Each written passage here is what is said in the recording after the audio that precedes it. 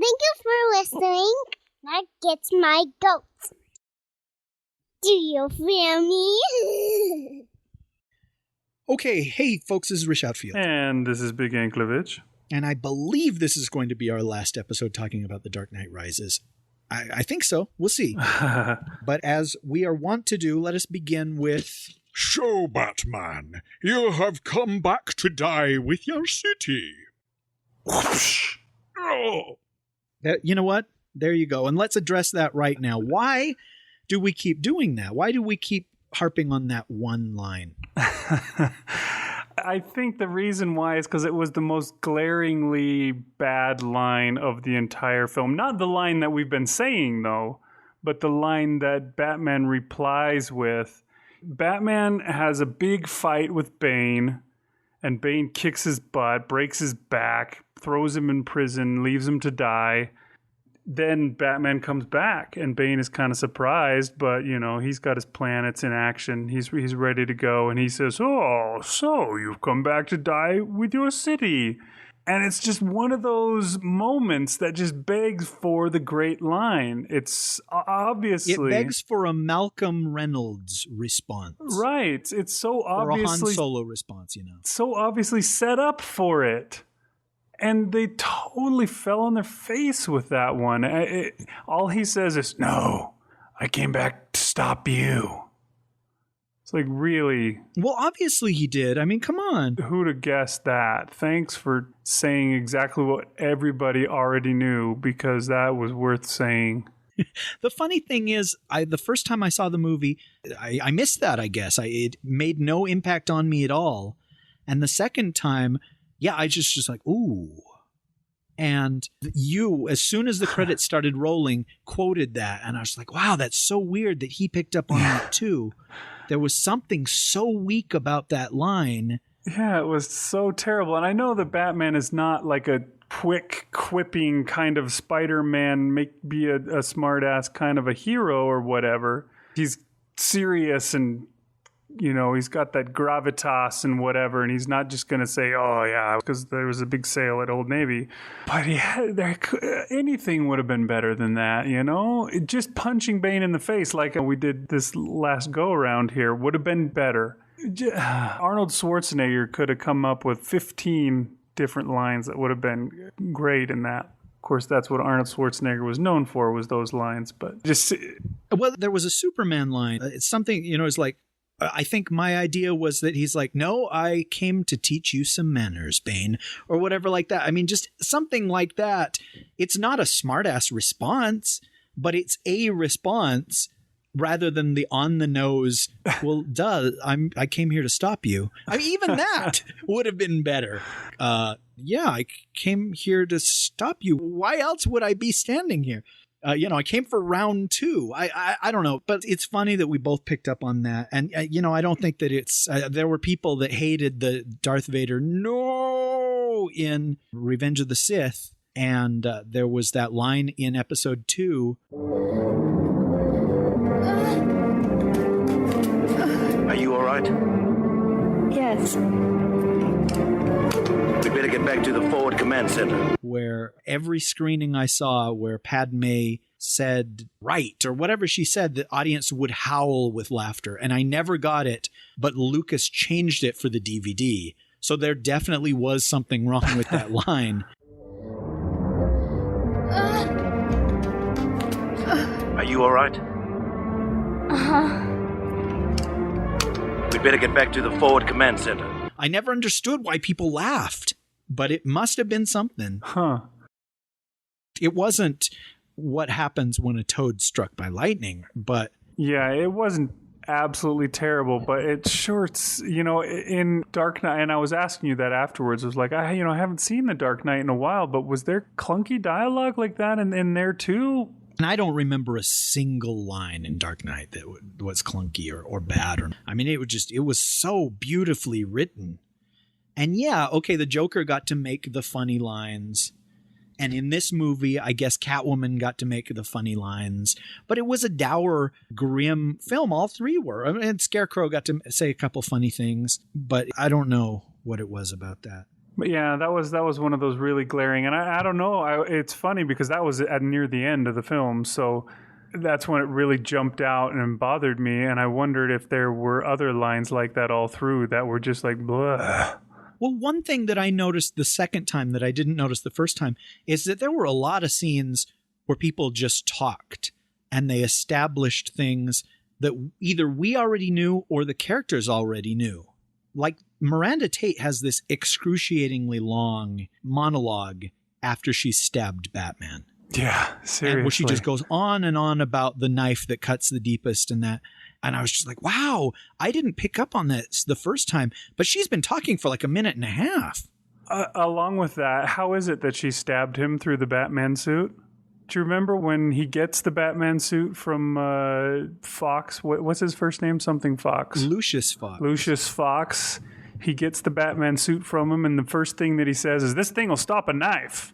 And he says, "Will it stop a bullet? Oh, anything but a straight shot." Wow, okay, you do remember that. How does she stab him with it? And it's not like she rammed it in there really hard. She just, there you go, right in the ribs. Take that. Okay, well, to get a no prize, she was the CEO of Wayne Enterprises, so she had looked at the design specs for that suit, and she knew where its weakness was. Well, there you go. That must have been it.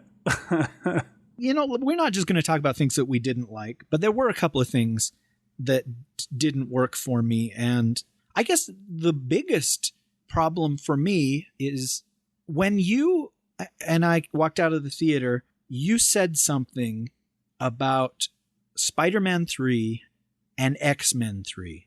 And you talked about how those movies had just so many subplots and so many characters and so much stuff that had to be covered that they were totally disappointing. Right, yeah, they kind of overreached. You know, Spider-Man 3 had to have every villain in the book go through that film. And I knew what you were saying, but I felt like this was the exact same thing. It was similar, yeah. There were so many. And now, the only advantage that Dark Knight Rises had over Spider-Man 3 or X-Men 3 or what have you is that it was 3 hours long. And so they could answer every one of those questions and have every single one of those many, many, many, many characters have their time in the sun and all that. But there were just too many of them and too much stuff going on. And with Blake getting the kids out on the bus and all that stuff, the second time I saw it, knowing that they wouldn't get across the bridge, I was just like, why is this even here? Yeah. And I think you said, well, so that they could see the explosion from the bus. But they needed all this scene with them blowing the bus and them coming off the bus and then loading back on the bus and then having the conversation with the priest or whatever he was of, you know, why would we load back into the bus? And I don't know. I felt like there was so much stuff going on that it made the movie bulkier than it needed to be. Yeah, there were a few characters, like the one character that why was Matthew Modine in the film at all? What was his point? Well, I don't know. You looked him up, right? What was his rank? What was the deal of him? I don't know. I don't know that it says anywhere. Was he like the police captain? Yeah, he must have been something like that. I don't know what the difference is between a commissioner. Was he the right-hand man of Gordon? Something like that. He's obviously a high-ranking police officer guy. It's like him and Gordon, and then Gordon gets hurt, so he's like the douche that doesn't do anything or whatever. But that's all he does the entire time, and he's so cardboard cutout. His response to everything is so lame, and every time that Blake comes in and... Oh, he calls him a hothead. He calls him a hothead, even if he comes, hey, did you want sugar in your coffee or do you just want it black? Let's get these hotheads out of here. You're a tiresome and worthless character. Why are you here? And they tried to, even he had to have a freaking arc of a sort. And yes, he did. And that's the difference between, you know, a Spider-Man 3 or an X-Men 3 or whatever, one of these bloated monstrous movies with way too many characters and way too many subplots, is that they did look at the board and say, okay, have we answered every question and all that? And so, yeah, that's why Dark Knight Rises works better than those other two films. It does. But I still felt like it was a flaw in the film. And it's neat to see in that final set piece that every single one has something they're doing. And Blake has something he's doing, and Gordon has something he's doing, and Catwoman has something she's doing, and all of them are necessary to thwarting Bane's plan. But it just, I think it was less emotionally satisfying to me because there was just too many balls to keep in the air, levels of the dream to keep straight in your head. Yeah, I think we would have been definitely fine without Foley. That was his name, Foley? Yes. Because, yeah, at one point, Gordon says, "Where's Foley?" And I didn't know who he was talking about. You thought he was talking about Axel Foley, huh? She was like, he's not even in this movie. Why are you asking, Gordon? You know, sort of Foley fills the hole that Harvey Dent left. But also you get the mayor in a couple of scenes, and then he's sort of killed. Yeah, they blow up his box or whatever when they blow up everything else. And yeah, and now, oh shoot, that's weird. I'm coming to the other thing that I didn't love about the film. Unlike Batman Begins and unlike The Dark Knight, I could really feel the PG-13 on this film. They pulled their punches so many times and did everything they could to have no blood and no crackling noises when the bat is broken or when a neck is broken, or, you know, they'd cut away. It felt like an R-rated movie that you were seeing on television. Interesting. I didn't notice that myself. I didn't. I did notice a few times where I was just like, Batman would be there and there would be a gang of thugs that he was going to fight. Like he's rescuing, we'll say, like the policemen or something like that, and they're all being led out by this gang of thugs, and every one of these gang of thugs has a gun in their hand. And then Batman swoops in and he starts fighting, and none of them ever used the gun in their hand. Like we said a minute ago about the Batman suit, it's supposed to deflect bullets. It's like a bulletproof vest or something almost.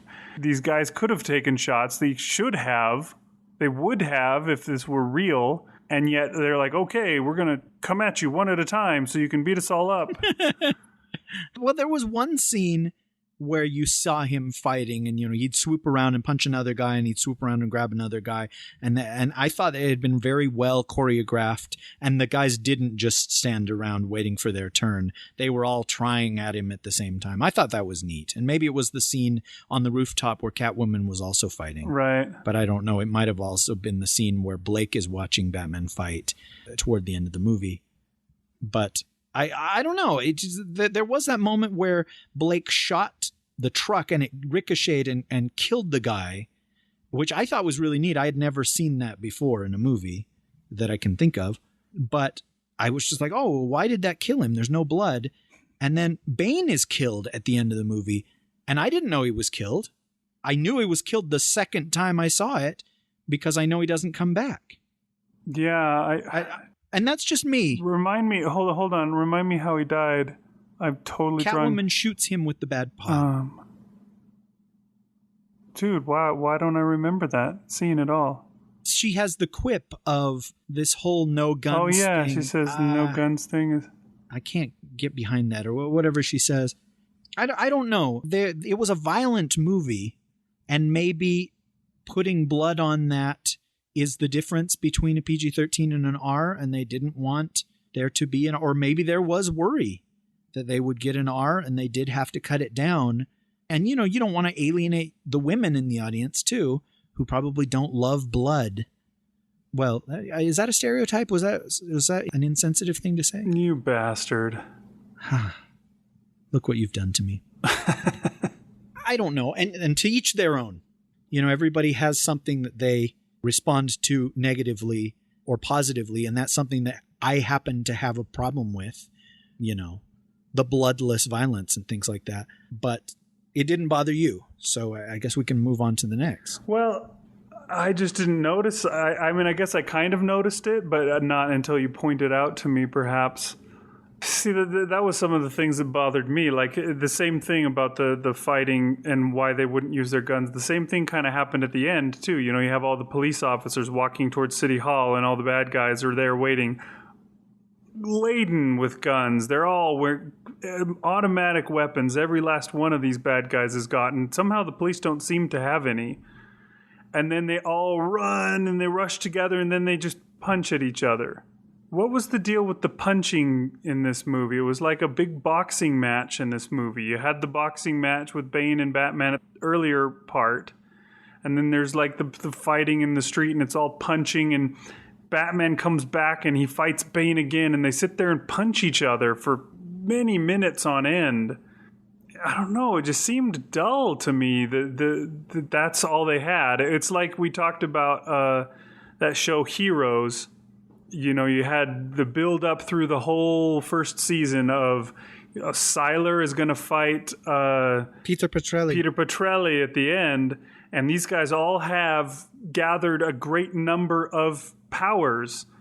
What's going to happen when these powers get unleashed on each other? Instead, they just punch each other, and it's unsatisfying. I don't know what else they could have done in this film to make it less so, but it seemed like something else should have been there. Is Batman supposed to just be the toughest boxer, or isn't he supposed to be like the guy that throws batarangs and has a tool belt and flies around on, you know, little strings? I don't know. It doesn't seem like Batman was using any of his bag of tricks. Okay, and then one last thing, and then I'm done, really. Okay. I hated that line. You should use your first name more often. Robin. I hated it. And I know I'm unique in this because 2 people away from me was a woman on the first night that I saw it.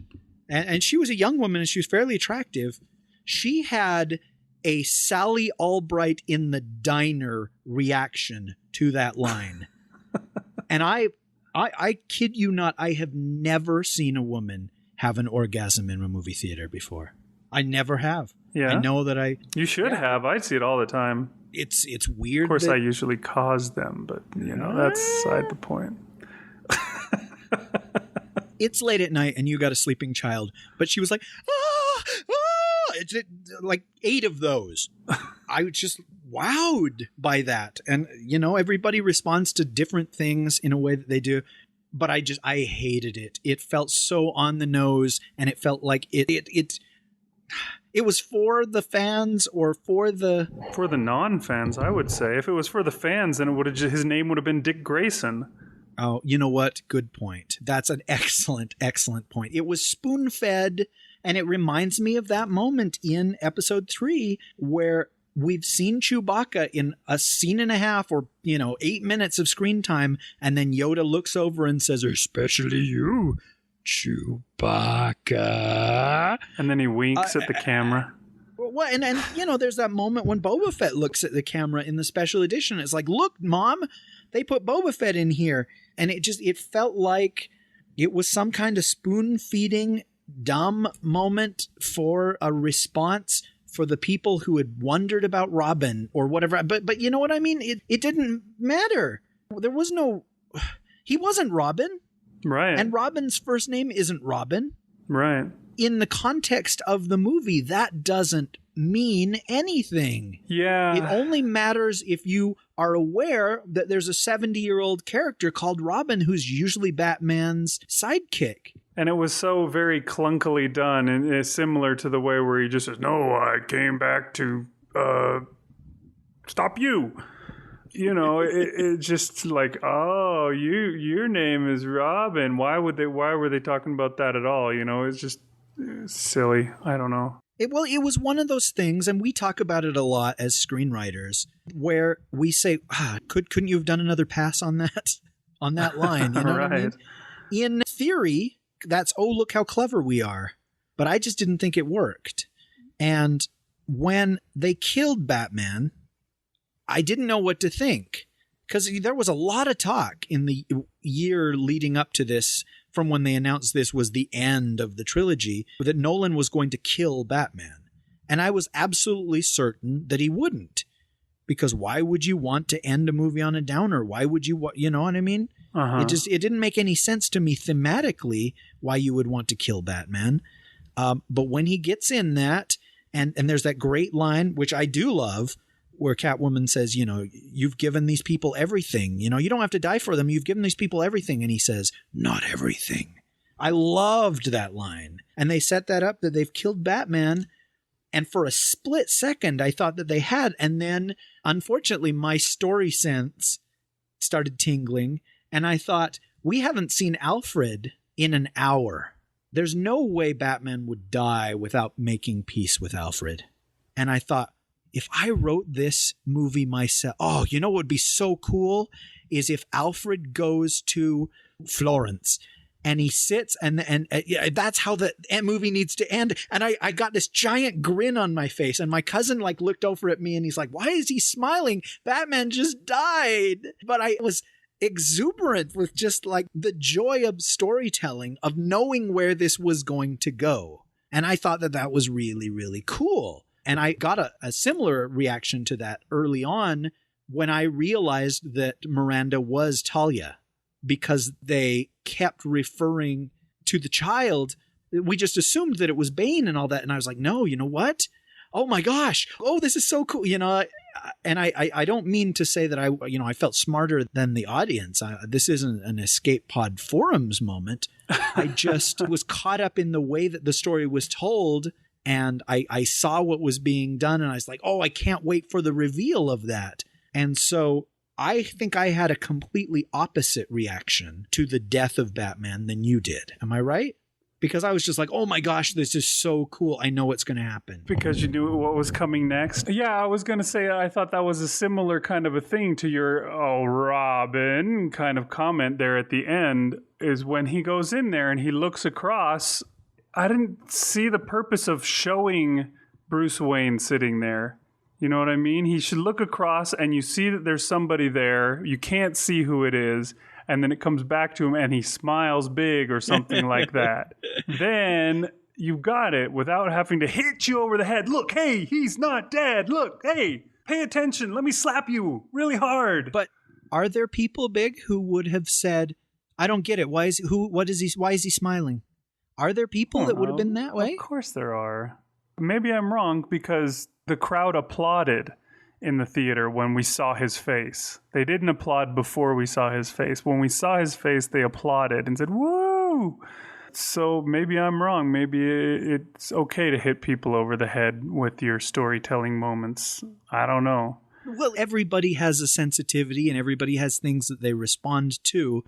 And I do think it was a beautiful moment when Alfred looked over and we didn't see what he saw, and he starts to smile, or his eyes start to open wide. And if they had faded or gone on to the next scene or whatever after that moment, I think it would have had the exact same emotional resonance, except for that I don't know how we would have known that Selina was with him. Yeah, I don't know. But I mean, they mentioned that the string of pearls was missing. Maybe that's all you need. I don't know. The way that it ended with Commissioner Gordon finding out who Batman was and the statue and that he's dead, and Wayne Manor being turned into an orphanage, and Blake becoming the new Batman. Well, although we don't see that. And thank goodness they didn't need to have him put on the suit and all that, because that would be another one of those spoon-feeding moments. Right? Right. I thought that was really, really neat, because you got to have your cake and eat it too. You got to have the final chapter in the Batman mythos, but also told, hey, you know what? The Batman adventures continue. Yeah. They will continue. Yeah, and I could even see Warner Brothers going ahead and having a Batman 4 without Christopher Nolan and going on with it from there. I don't know if... Wait, with Joseph Gordon-Levitt? Right. I wouldn't be surprised, especially considering how much money this thing's going to make. One other thing that I was unimpressed with in this film, and I know you thought it was really cool when you found out that she was actually the Talia al Ghul, but the way that, what was her real name? Miranda something? Miranda Tate. Miranda Tate. The way she was insinuated into his life and became his girlfriend seemed so unbelievably lame. It's like... waiting for him in the rain is what you mean? Or what do you mean? Just how it was like... Hi, we just met. Oh, let's kiss. Oh, let's have sex. Okay, now we're boyfriend and girlfriend. You know what I mean? It was such a drop of the hat kind of a thing. There was no leading up to it aside from people saying, yeah, you ought to see her. I hear she's kind of cute. Or whatever everybody kept saying to him. When it actually happened, it was like Vicky Vale in Batman, there's just nothing to it. It was... That's a terrible comparison because even as a child, I recognized, what the crap? With the Vicky Vale love interest thing. Yeah, it just seemed so... And because it was so clumsily done, I knew she couldn't be a genuinely good character. I knew in the end she was going to stab him in the back or the ribs. But you didn't know she was the child that escaped. I didn't know that she was the child, but I did know that she was going to turn out to be on the bad guy's side.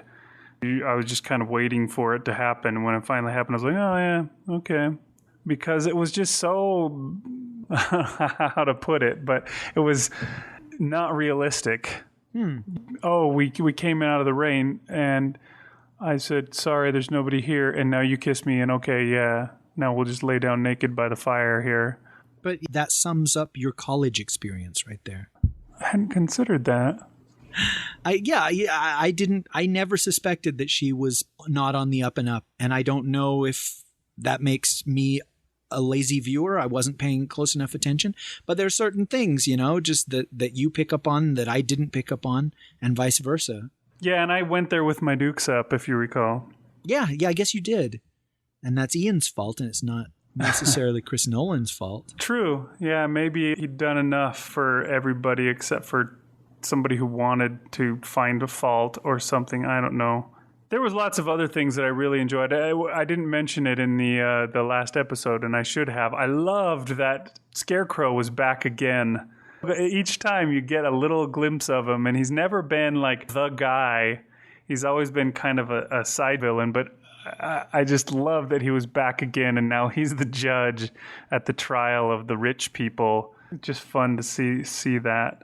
Well, and there is something really enjoyable about Cillian Murphy's.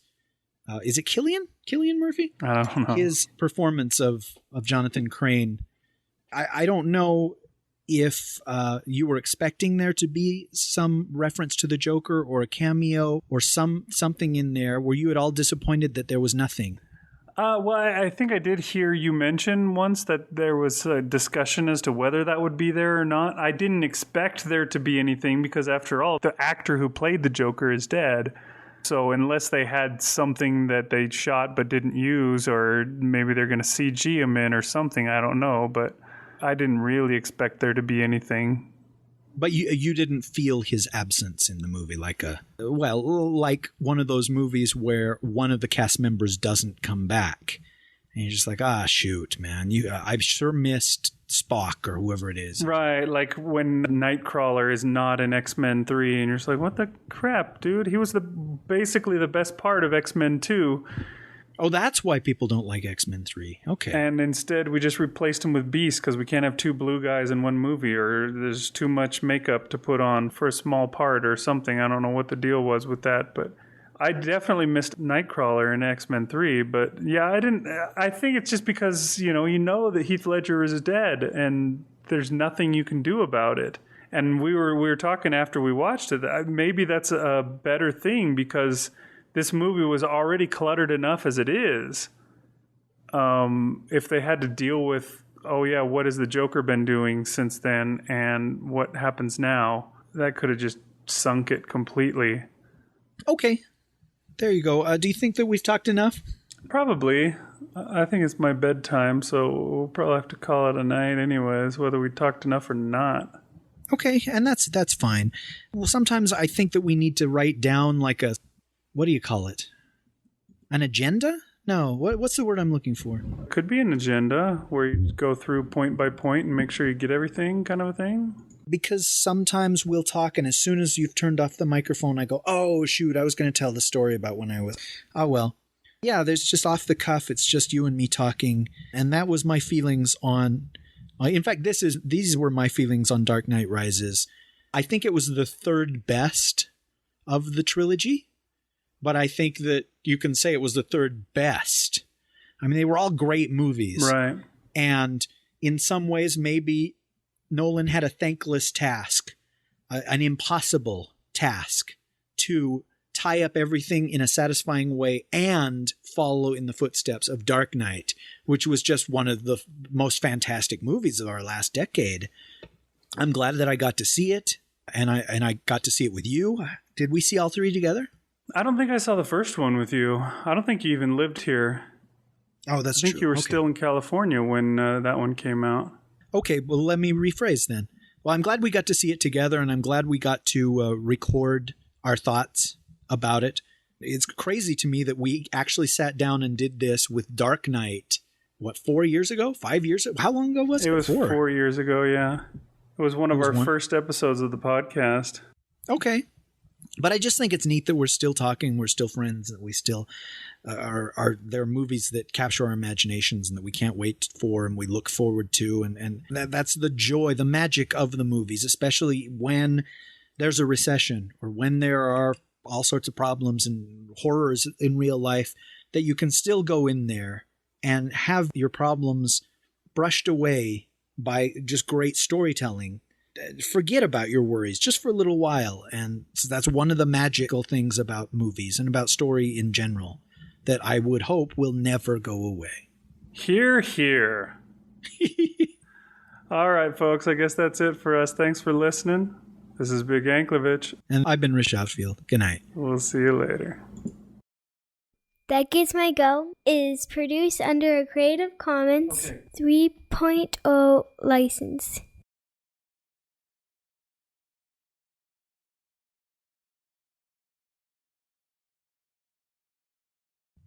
Okay, but there are people out there who are all one and none of the other. And for me, having lived this long and read in so many comics, there are things that are great about both companies, and a lot of the problems with comic books are applicable to both companies.